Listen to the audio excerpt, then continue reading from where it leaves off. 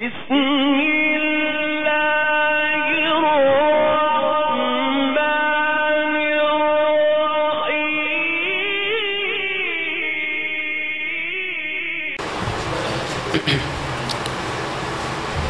السلام علیکم ورحمۃ اللہ وبرکاتہ۔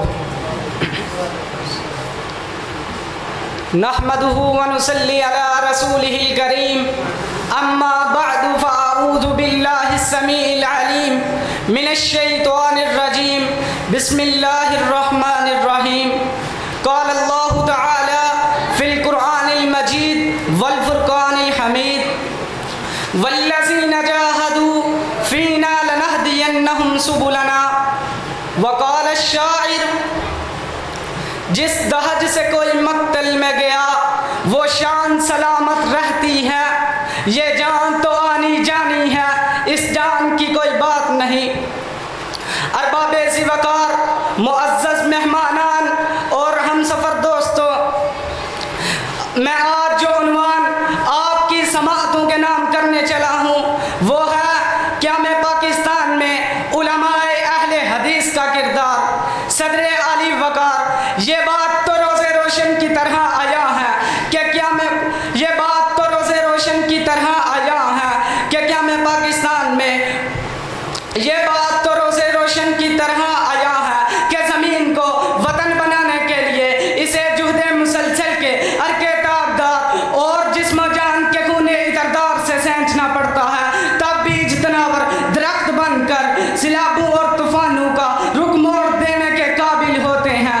اسی طرح کیا میں پاکستان بھی کسی وقتی ہجان کا نتیجہ نہیں بلکہ اس کے پس پردہ ہمارے اسلاف علماء اہل حدیث کی عظیم قربانیوں کا لامتناہی سلسلہ چمک رہا ہے، جو آزادی پاکستان میں سنگ میل کی حیثیت رکھتا ہے۔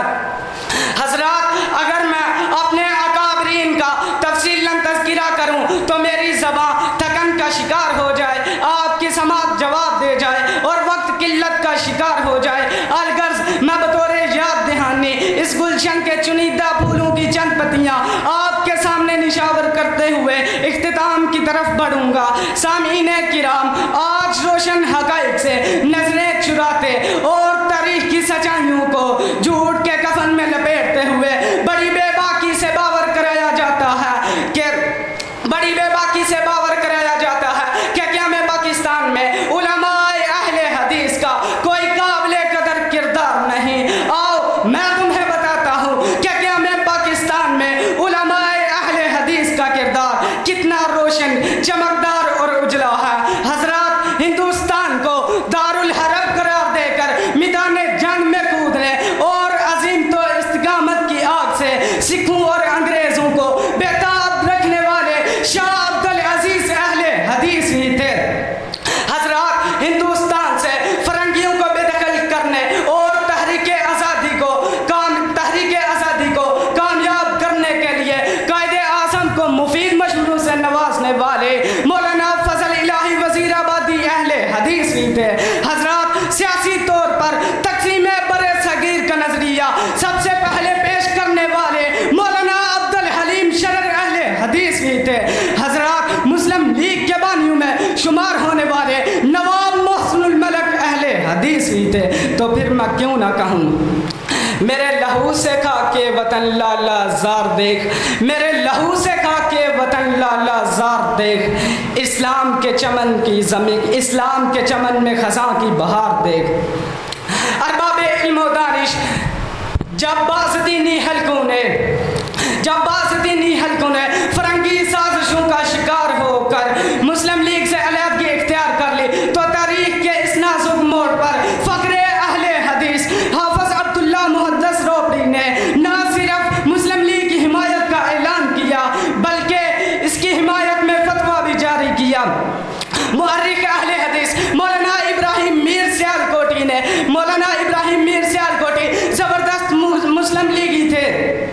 آؤ اس سے آگے بڑھیے، مولانا ثناء اللہ امرتسری نے اپنے اخبار اہل حدیث میں مسلم لیگ کی حمایت میں پرزور مقالے لکھے۔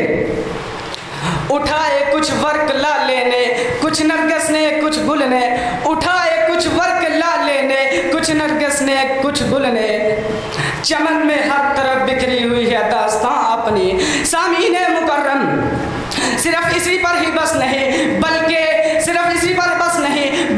حافظ عبداللہ الکافی بھی اہل حدیث ہی تھے، جنہوں نے